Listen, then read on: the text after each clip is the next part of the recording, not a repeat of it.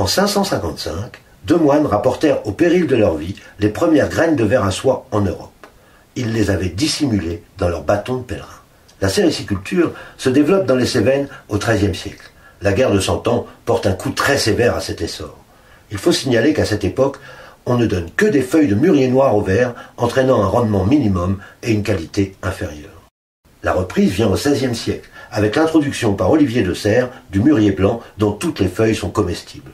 Il publie également, en 1599, la cueillette de la soie par la nourriture des vers qui la font. Le roi Henri IV encourage le mouvement. À Nîmes, on installe une pépinière qui produira 4 millions d'arbres en 40 ans et qui seront plantés en Ardèche, dans le Gard et dans le Vaucluse. On attribue à Colbert, ministre du roi Louis XIV, le roi Soleil, la création des premières manufactures de soie.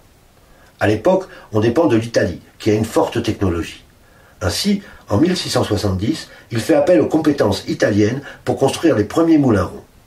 D'autres apprennent à la France des techniques industrielles, et le pays a de moins en moins besoin d'importer de la soie. Ces procédés sont utilisés pour la première fois en Ardèche, à Chaumérac et à Pont-d'Aubenas dès 1675. Au XVIIIe siècle, Jacques Vaucanson, célèbre mécanicien et ingénieur du roi, installe à Aubenas son moulin rectangulaire. Vient de naître en Vivarais, en 1755, un modèle qui va s'imposer partout pendant 2 siècles, même en Italie. La grande époque de l'industrie de la soie se situe au XIXe siècle. Cette production, dont le revenu est alors le double de toute autre production agricole, suscite un engagement inégalé. Nobles ruraux établissent des filatures et toute une économie suit. Des moulins, des tanneurs, des notaires, des banquiers, des maçons, des aubergistes. À partir de 1820, on installe des usines dans les vallées. Les torrents et les rivières apportent l'énergie. On a besoin d'une main-d'œuvre docile et peu exigeante. On crée donc des fabriques pensionnats où les jeunes filles des campagnes et de la montagne ardéchoise iront travailler dès leur plus jeune âge. Elles arrivent à l'usine le lundi et y restent jusqu'au samedi. Elles doivent y apporter leur nourriture. Elles partagent leur lit entre ouvrières. En 1854, la maladie de la pébrine ravage les éducations de verre à soie. On importe alors les cocons du Japon et d'ailleurs, mais les filatures ferment. Appelé en renfort, Pasteur vient à Alès et à Aubenas en 1855.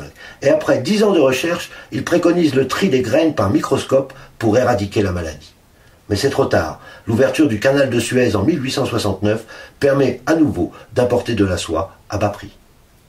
En 1873, dans les moulinages et filatures ardéchoises, il y avait 16 417 ouvriers, dont 5 539 enfants de moins de 16 ans, pour 363 moulinages et 81 filatures. La guerre de 14-18 précipite le mouvement dans le déclin. Les années 20 voient l'apparition des premiers textiles synthétiques, tels que la rayonne, vendue comme soie artificielle. À la sortie de la guerre 39-45, le nylon apparaît. C'est la fin de toute une économie autour du verre à soie. Les dernières magnaneries ont fermé leurs portes en Ardèche en 1976 dans la plaine de Vallon-Pont d'Arc. L'une des premières utilisations de la soie par les Chinois, bien avant de la filer, c'était pour en faire un fil chirurgical. Ils récupéraient pour cela l'estomac du verre pour en extraire la soie et en faire un fil grossier qui avait l'avantage de se résorber dans le corps avec le temps. Aujourd'hui, on fabrique des pâtes de soie avec lesquelles on imprime en 3D des implants chirurgicaux. On raconte qu'autrefois, on n'hésitait pas à faire des omelettes au verre à soie. Mais une chose est sûre, c'est que la chrysalide du verre à soie est l'un des insectes qui contient le plus de protéines. Et ce sont des protéines qui n'ont pas coûté 1 gramme d'eau. Déjà consommées en grande quantité en Asie, elle pourrait bien devenir l'une de nos sources d'alimentation du futur. Aujourd'hui en Ardèche, seuls quelques passionnés éduquent encore des vers à soie, peut-être pour ne pas oublier ce savoir-faire qu'ils partagent avec les enfants des écoles.